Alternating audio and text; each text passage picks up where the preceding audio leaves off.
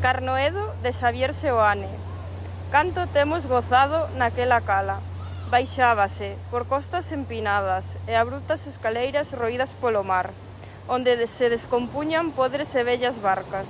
As augas reflectían os loureiros salvaxes e os cíclopes altos eucaliptos das abas circundantes. As rochas eran un mundo de caramuxos e de lapas, que a calor facía crepitar. Traía o mar pequenas cunchas, minúsculos restos de vida, cativas algas. Un horizonte de bateas ardía na mañá. Brancos velames sucaban ceo e mar. Era tan fermosa aquela humilde cala que até a máis esplendorosa felicidade estarrecía o corpo cunha sede de vivir insaciable.